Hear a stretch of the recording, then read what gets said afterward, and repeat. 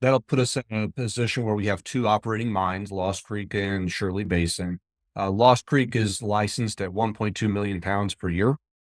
Shirley Basin is licensed at 1 million pounds per year. So when we bring Shirley Basin on, that'll not quite double, but nearly double our production capacity between those two facilities. It also gives us great diversity.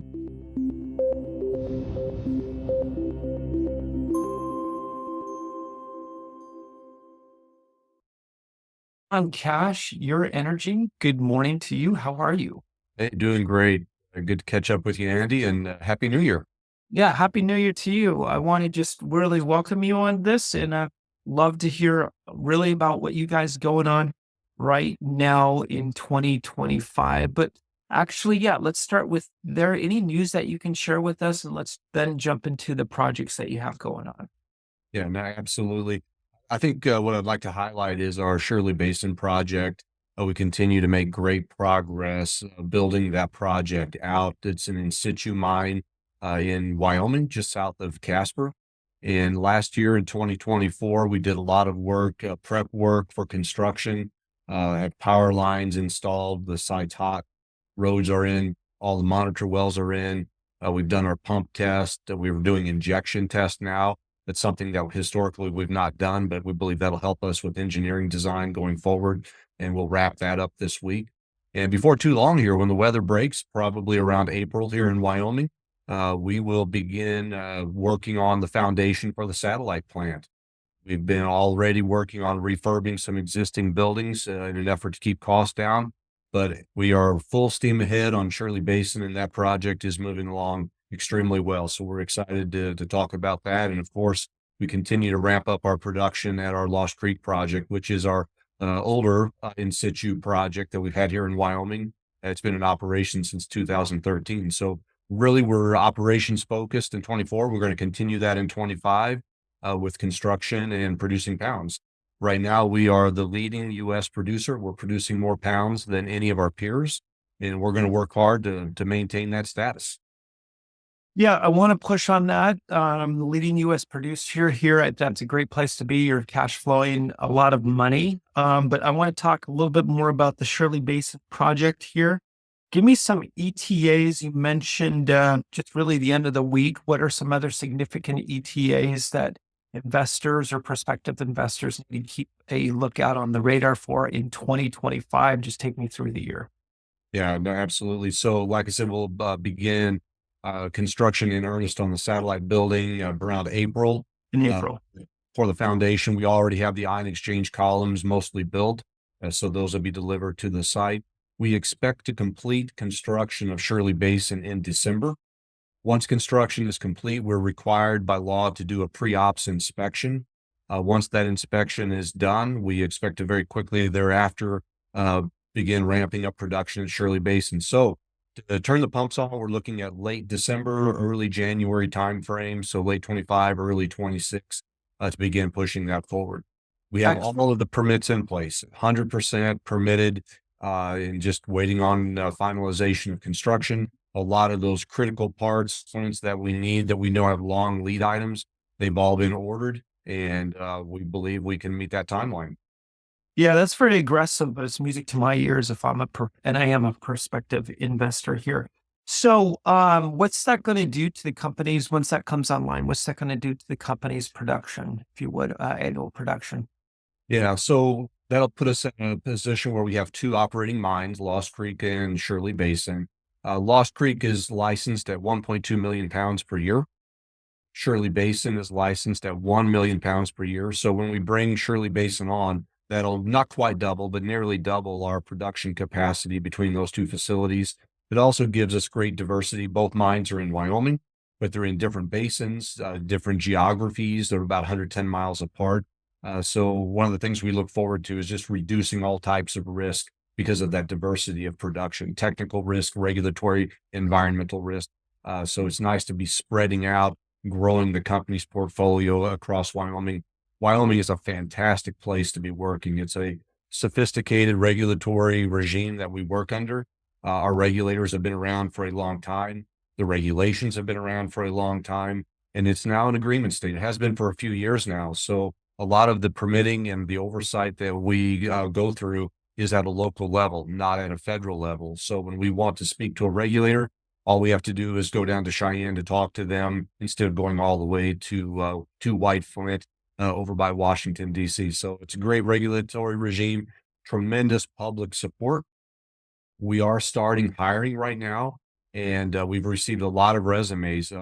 People who are familiar with our story know that in Wyoming, the workforce is pretty stressed. There's not much labor out there available. The unemployment rate's incredibly low.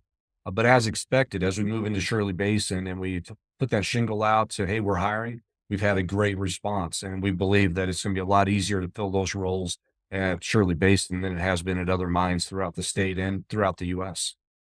Excellent. Okay. And you mentioned a key word that I like to hear is de-risking here. Mhm. So going into production with Shirley Basin, it sounds like it's going to almost double your production. Again, music to my ears as a prospective investor.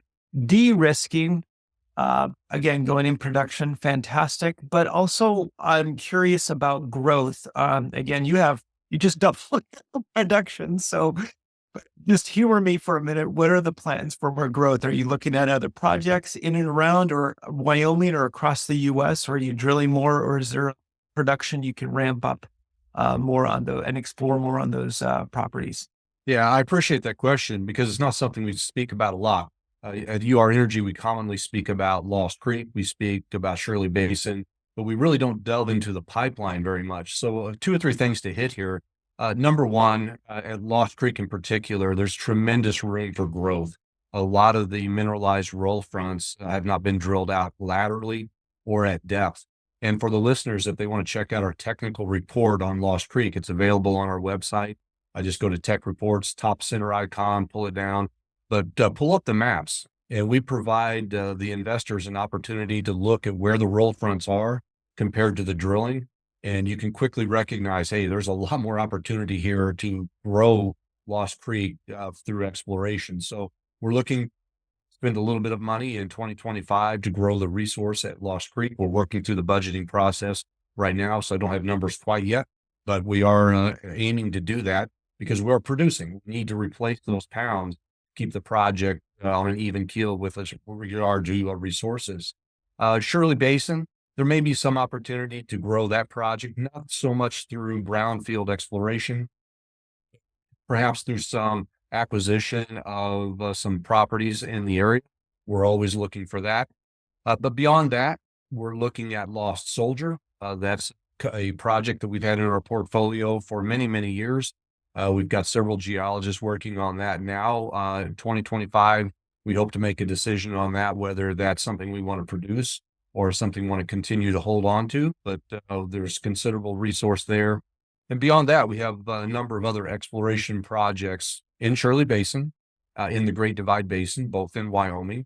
And so looking to put a little bit of money into the ground this year to do some exploration, start developing those stories so we can speak about that to the public.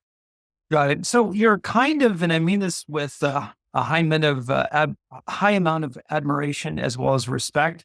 I want all of our listeners to know that I'm not an investor. I am a prospective investor, and that you have not paid for this interview. I want to be very clear about that. That being said, what I'm always concerned about for an explorer is maintaining shareholder value. And you seem like you're in a sweet spot right here where you have all of this, you have a tremendous amount of production already. You have more production coming online, and yet you also want to explore. Again, music to my ears, but my question is how do you finance that exploration? Is that through shares, issuing shares and dilution, or would that be internally here through the company's revenues? So last year, 2024, we did do an equity raise that put us in a really strong position coming into 2025. We've not released numbers for fourth quarter yet, but for third quarter, end of third quarter, we had 110 million in cash. And so we're going to use that money to continue the ramp up of production at Lost Creek and the build out at Shirley Basin. But we also should have sufficient funds there to finance some exploration. One of the great things about exploration for roll front type deposits in Wyoming is the drilling is relatively inexpensive. So we've got some great drillers. In fact, we've got about 20 drill rigs on site right now. Probably we'll add a couple of more here in the near term to really round that out. But we've got the money on hand to do exploration. We've got the drill rigs. We've got the geologists. Right now, we've got 9 geologists on staff. We've got the logging trucks in-house, so we can do pretty much all of this on our own without going outside to rely on other entities to do that. So yeah, we've got the people, got the money, got the equipment, and excited to deploy some of that this year. Drill cost, very roughly, we're looking at around $4,000 a drill hole for an open exploration hole in Wyoming. Very inexpensive. For those of your listeners who are more involved in copper or gold exploration, those drill holes can easily be 10, 20, 30, $40,000. That's not like our space. We're drilling in really soft rock. We use simply rotary mud, so the costs are very low, and that's how we find ore bodies is through the drill bit. Got it. So let's talk a little bit about the stock price as well as the price of uranium. Obviously, we are not forecasters here. We don't have a crystal ball here, but I'll just share with you my experience. Uranium had such a great run up. Really, and then going through memory from, I want to say, July of 23 through really the springtime of 24. It just was a massive run up. And then really a lot of the big players participated in that, but a lot of the smaller companies did not. And just recently they've gotten hammered. My question is, what is your take on that? Why the smaller companies, even producers, got hammered? And then it seems like an opportunity. I'm not saying that as a recommendation, but just my own intuition as an investor, that looks like an opportunity for me. But I'd love your thoughts about that. And then project the price of uranium with everything that's going on out in the world, as well as all of the new nuclear plants that are being built and all of that sort of thing. Yeah. No, great question. Unfortunately, I don't have a crystal ball either. So we like to speculate and sit here and pontificate on where we think things are going to go. But reality is I don't. But there are some things that are worth noting. I mean, as you pointed out, the price has come up very nicely, really beginning in 22. The initial increase in price was really, I think, a growing recognition globally that if we're serious about reducing carbon emissions, there's really no option but to go nuclear. Wind and solar are great. They have their place, but they typically are higher cost. They're not always easy to deploy. Sun goes down at night and the wind does stop blowing. Even here in Wyoming, the wind doesn't blow all the time. There's some windmills north of town here that very often are not turning in the morning when I go to work. So people are looking for reliable base load, but at the same time, they want that carbon free. So that's really, I think, what began to drive the price. People wanted more and more nuclear power around the world. We've had a couple of new reactors come on here in the US. A lot of people don't recognize that, but Southern Company, Vogtle units 3 and 4. That discussion, along with small modular reactors, we expect them to start coming online maybe around 2030. We're going to see some growing and increasingly significant demand for fuel for those.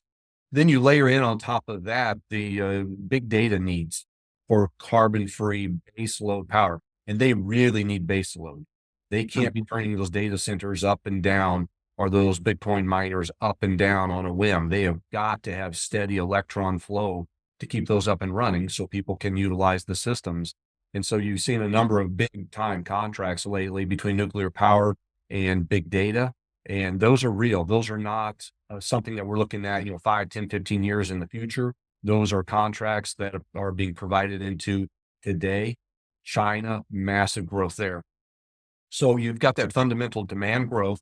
Then you throw in on top of that the geopolitics. And what I'm speaking of here is really Russia, their invasion of Ukraine. Russia is a major refiner of uranium. They also are a significant miner, but not in Russia. They have a lot of projects that they have significant ownership in Kazakhstan, where nearly half of the world's uranium is mined.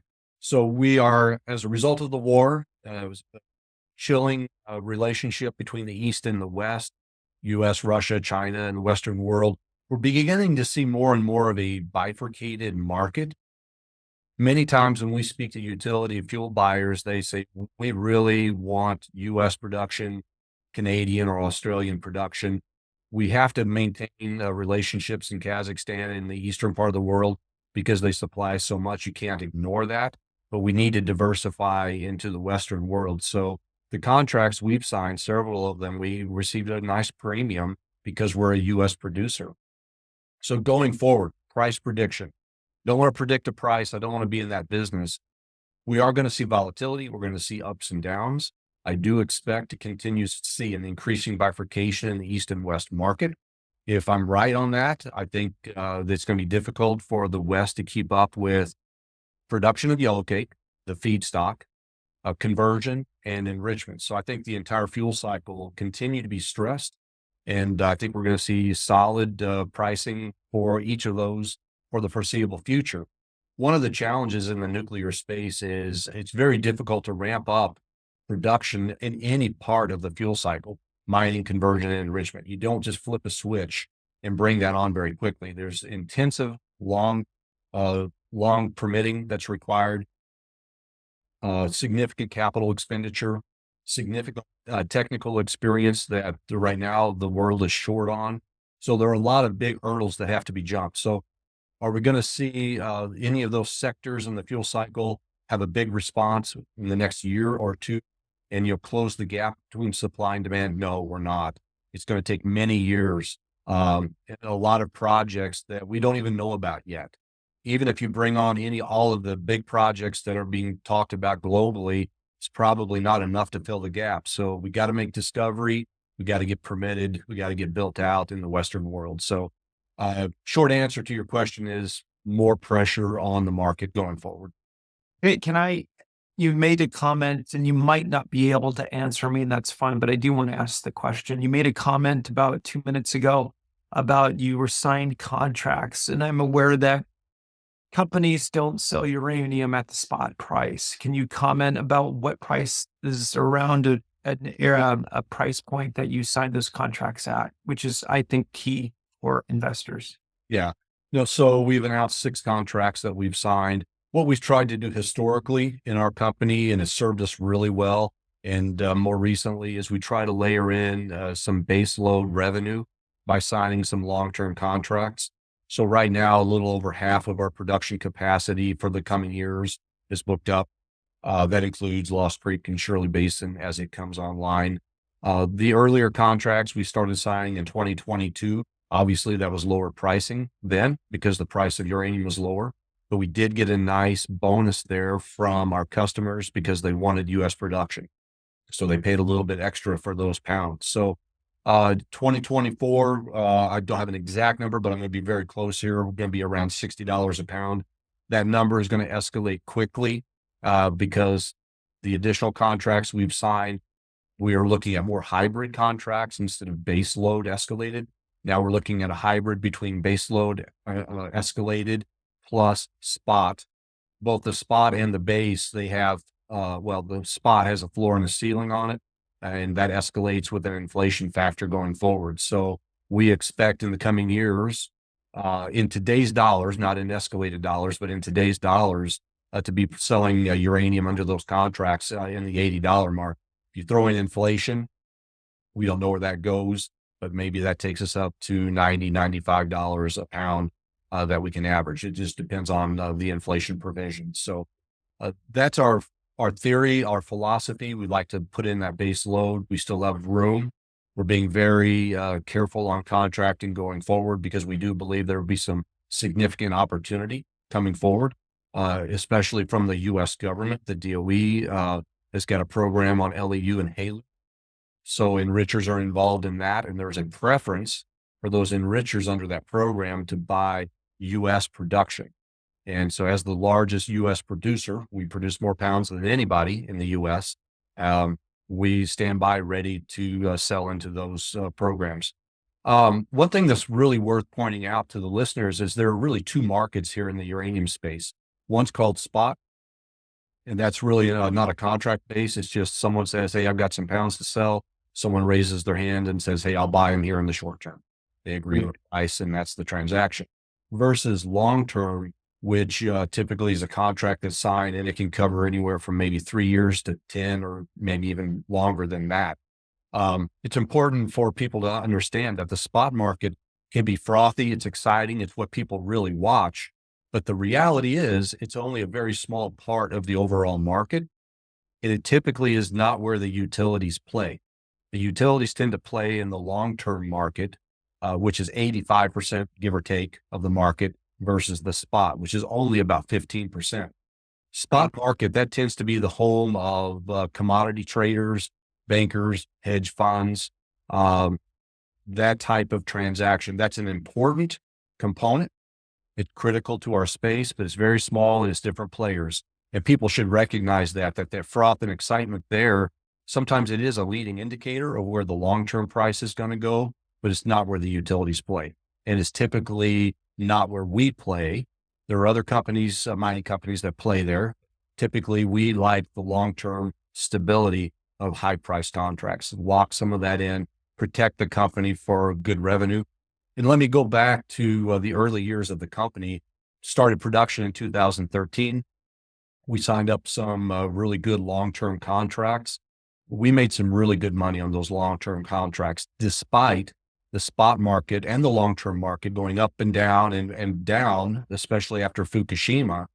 We had those locked in, and despite what the published price, we were selling pounds according to contracts that we had signed years before. So it protected the company. We survived on those largely through the fall of 2020.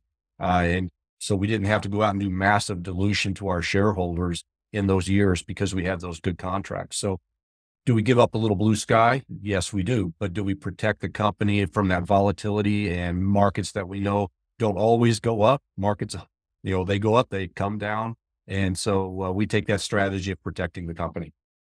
So I'm really glad that you brought that up. And a lot of people are confused about that because they'll just Google, and I mean this is what I do. I'll Google the current price of uranium or whatever, and it'll give me, I don't know, $72 a pound or whatever, or $100 a pound or whatever. And I would say, and this is me, not John talking, I would say that's misleading because especially in dealing with somebody, a producer like yourself, or even a junior that's not producing and prospecting, that number is not really at all, very little related to their revenues. Because it's what you locked in, whether that's 1, 2, 3, 5, 10 years ago. And so really what I'm talking about, what I'm interested in is what are your revenues and what your cash flow is right now, as well as the next 12 to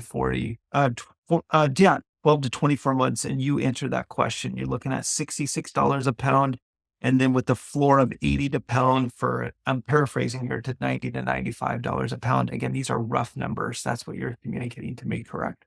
Yeah, I mean, early on, the long-term contracts like 2024 around 60, those contracts continue on with escalators. So those like row, and then the last three contracts we've signed are more the hybrids with floors and ceilings on the spots. So it's hard to predict pricing on those because there are some moving parts. So I don't want to get too far into that, but we have some really strong floors and some really strong ceilings that allow us to have exposure to that spot market.